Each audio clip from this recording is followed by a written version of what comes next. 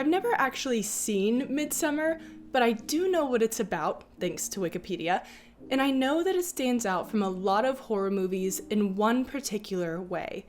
It's bright. When thinking about the Feywild in Dungeons & Dragons, your first thought when creating storylines and characters is probably not horror. I mean, maybe it is, but that's what domains of dread are for. The Feywild is a domain of delight. So first, what creates horror? Just like comedy relies on the unexpected, horror relies on the unknown. The unknown creates tension, fear, dread.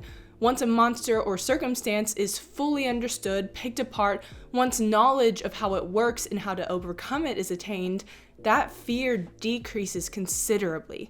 Some may still linger, especially if the monster still lingers in the dark, still has the potential to overcome the heroes, but knowledge leads to hope, and hope lends itself to confidence and bravery. The Feywild has its monsters, and especially parties that aren't from the realm will have a higher chance of facing unknown and poorly understood threats. And delight and light can help create even more fear. How can something hide in plain sight? What beautiful and unassuming creatures secretly intend harm?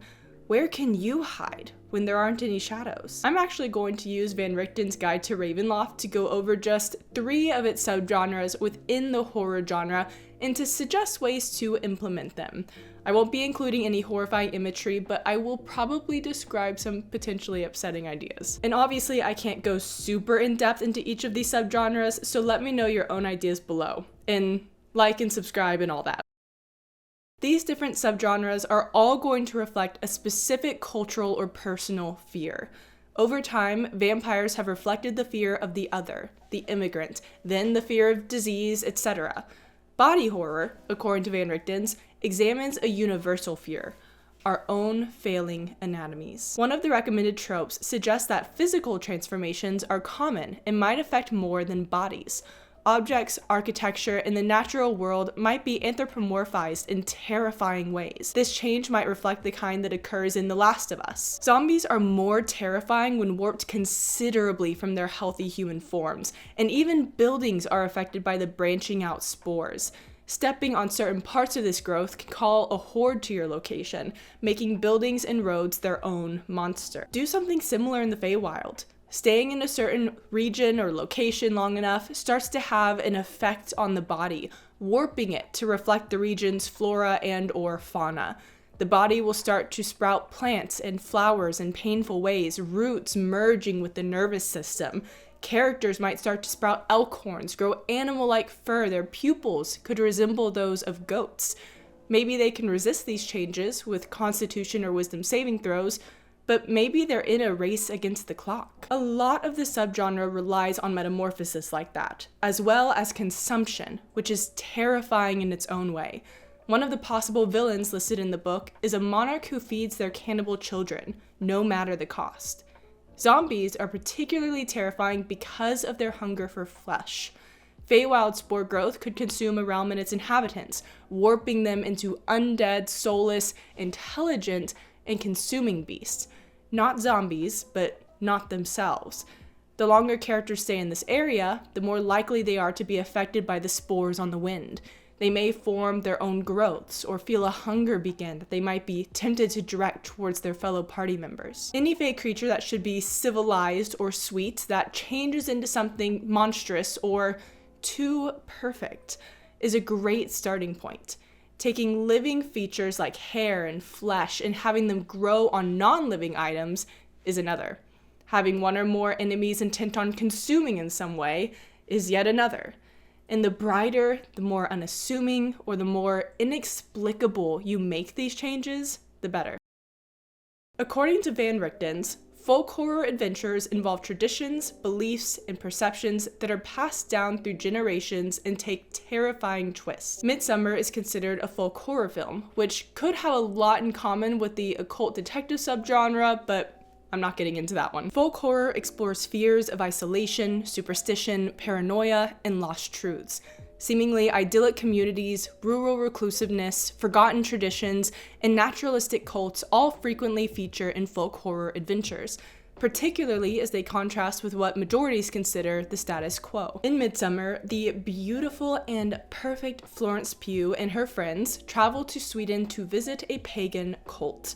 By the way, spoiler alert and content warning for a brief description of the movie. If you want to skip spoilers, go to the timestamp below. But in the movie, one of the friends is studying a festival this commune has only every 90 years. They witness 2 cult members jump to their death, a tradition when they reach the age of 72. When one doesn't die, the others finish him off. To avoid incest, the cult brings people in for mating. One friend is murdered in the woods after peeing on a sacrificial tree. Another tries to take pictures of a sacred text and is also murdered. I'm skipping several events, but by the end of the movie, those still living learn that the cult sacrifices 9 people at the end of the festival in order to purge their community of evil. Truly a horrifying movie. A lot of folk horror tales do rely on murder and death for rituals or as punishment for seemingly insignificant crimes. The Feywild is a strange place where morality is often chaotic or gray, making it a perfect place for this sort of community to exist. Your party could come across a place where the creatures only know death or some other extreme action as punishment for many crimes. Urinating on a sacred tree or statue, gazing upon a sacred text, accidentally crushing a crop, stepping on the flowers. Players unaware of these rules could quickly make themselves enemies of the community. To make this circumstance even more fey, have the community worship a particular archfey or fey monster and have strange death effects should someone be punished in this way. And while Beyond the Witchlight, there's a death effects table should characters or NPCs die. If they do, their body might turn to stone, decay at an accelerated rate, or even return to 1 hit point. Use those ideas or create your own chart of strange happenings that the characters can witness or experience when they perish. According to Van Richten's, Gothic horror is about the terror within, not without. It shatters the illusion of humanity in a poignant way by holding a mirror up to us and saying, look at what we truly are and look at what we pretend to be. Under that mask of civility, there is depravity. If you need a quick example, read anything by Edgar Allan Poe. Vampires work so well in Gothic settings because of the strange romantic element that seems to follow this monster. They're evil in their core, but on the outside, they may present a romantic, grandiose demeanor, where they pretend to love another. That so-called love is, of course, narcissistic, as the vampire consumes the life of their beloved, serving only themselves under the guise of passion. Gothic fae enemies could similarly present a beauty and light on the outside while secretly committing evil deeds. Think the picture of Dorian Gray. Dorian has a painting made that resembles him, and as the story goes on, his image ages rather than his physical body. And as he becomes more depraved, the portrait also reflects his horrible and destructive morality. These stories often point to one specific being who, despite their stated good intentions, commits terrible acts in dark places. A big part of the Gothic genre is its locations. These settings are full of shadows, mist. There are hiding places in old cities and mansions. While I encourage bringing parts of these stories into the light for the Feywild, a Gothic tale could be more impactful for the fact that the characters find themselves in a much darker, foreboding locale than what they would otherwise anticipate in this realm. The forest of your Feywild might normally be quite beautiful, so why does this area feel so much darker?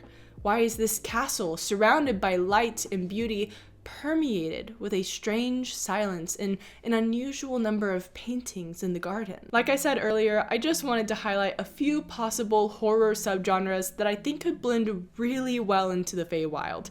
If you've ever run a horror game in that realm or have an idea for one, share it below. It was already hard for me to make this video without stopping to plan a game, so help fill my head with even more despicable ideas. Starting in February, I will officially start to post on Patreon.